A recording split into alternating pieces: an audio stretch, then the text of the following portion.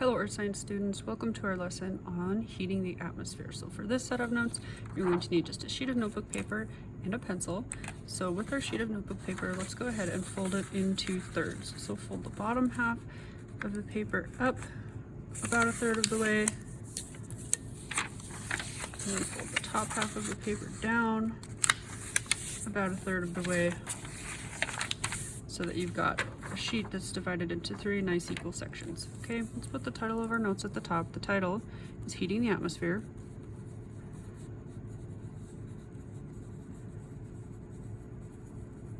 Okay, so when we talk about heating of the atmosphere, we have to have good definitions of the words temperature and heat. So let's go ahead and put those right up here underneath the title, and we'll put a star by them because they're important. So first, let's do temperature. So temperature in science is defined as the average amount of kinetic energy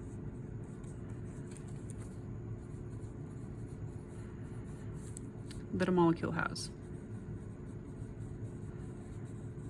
So now remember, you learned this probably in 8th grade science, that kinetic, this is an E, kinetic energy is energy that something has when it's moving. So basically temperature is talking about how fast molecules are moving. So the faster molecules are moving, the higher their temperature, and vice versa. The slower they are moving, the colder the temperature, the lower the temperature. Okay, so that's what temperature is. And then the word heat also has a specific definition. And so now heat is the transfer of kinetic energy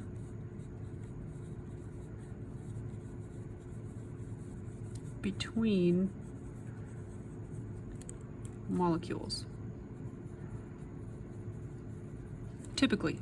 So when molecules are moving around, they're going to bump into each other, and when they bump into each other, they will transfer some energy. So the warm or fast moving molecules are going to transfer energy to the cold or slow moving molecules. So heat is something that can move. Cold is not something that can move. You can't have cold, slow moving molecules transferring their cold slowness to warmer molecules.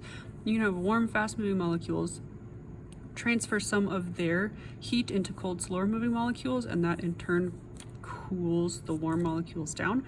So just remember that heat is a thing that can move, but cold is not a thing that can move. The cold is just the absence of warm, if that makes sense. Okay, so there's three main ways that heat can be transferred. So we'll start over here. So the first one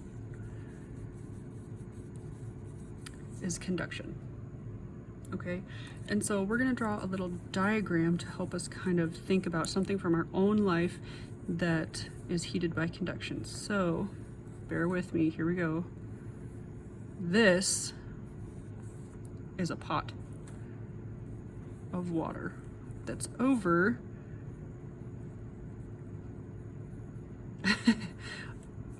that's fire. I know it looks like a dinosaur foot or something, but that's fire. Okay, so this is a source of heat energy here. And so we have see, I can never do this. I can't draw a hand, so I just draw a tentacle. So there's some type of tentacled creature that is holding on to the handle of this pot. Okay, so when you've got the pot over the fire, the pot's getting heated up, and eventually it'll get so hot that some of the heat moves up into the handle, and then when the tentacled creature grabs the handle, it's hot and it could burn its tentacle. So this is an example of conduction, when the tentacle is touching the handle of the pot. So conduction is heat transfer by touching. So if you touch something that's hot and your hand gets burnt from it, it's being burned by conduction. So this means, since there's touching involved, this means direct molecule to molecule contact.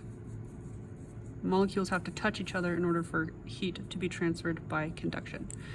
So the portion of the atmosphere that is heated in this way is the lowest part of the troposphere. Remember, the troposphere is the layer of the atmosphere that's closest to the Earth, and this is heated by touching Earth's surface. So Earth's surface gets heated up by the sun during the day, and then that heat kind of re-radiates out into the lowest portions of the troposphere, and so it's heating that bottom part of the troposphere because that air is what's touching the Earth, okay? Next, second type of heat transfer, we have convection. And now let's draw our little pot diagram again.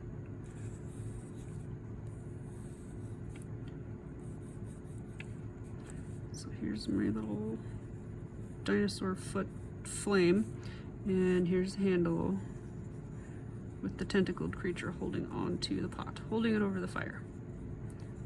Okay, so inside of the water of the pot, the water at the bottom is going to be heated by the fire, and that water is going to rise towards the top, and then the water that's at the top is going to cool and sink. So you get kind of this circulation of fluid, and this is essentially what convection is. Convection is heat transfer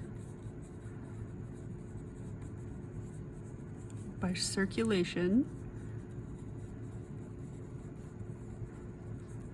in a fluid.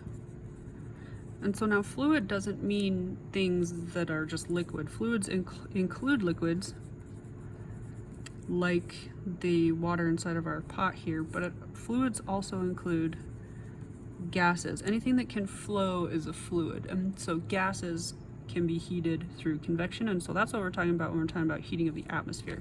So again, we have direct molecule to molecule contact, because as the warm stuff rises up, it's like transferring all of its heat to the molecules around it, so that by the time it gets to the top, it's cool, and so then that cool stuff is going to sink. And so we do have actual direct molecule to molecule contact through convection. Always remember that warm things rise and cool things sink. This is going to be a really important theme as we move through the whole atmosphere and meteorology units. Warm stuff rises, cold stuff sinks. That includes the gases of the atmosphere. So the portion of the atmosphere that is heated this way, middle portions of the troposphere, because you have that warm air that's being heated by conduction at the surface, and then that warm air rises and then it cools and sinks, and so you get this circulation of heat through the atmosphere. So this convection with the warm rising and the cool sinking, a lot of times this will happen in kind of a localized area, and when this is happening, like it's the same stuff that's circulating in the same area, this is called a convection cell. And again, this is going to be really important when we learn about a lot of things in earth science, such as circulation in the ocean, in the atmosphere, in even in the mantle of the earth.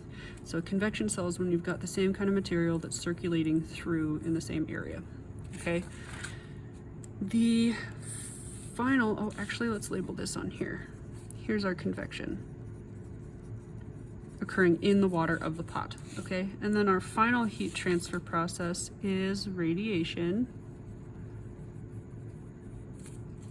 So let's go ahead and draw our little pot of water again. Handle, tentacle, okay. Dinosaur foot fire, oh boy. Okay, so this gap of space in between the fire and the pot, this is where the radiation is occurring. Radiation. Okay, radiation, it's heat transfer through space. So there doesn't necessarily have to be direct molecule to molecule contact. Doesn't have to be direct contact. So radiation is the only kind of heat transfer process that can happen through space. So like the heat that's coming from the sun to the earth is traveling through empty space the whole way through. There's no molecules that are bumping into each other to transfer that heat. And so radiation can travel through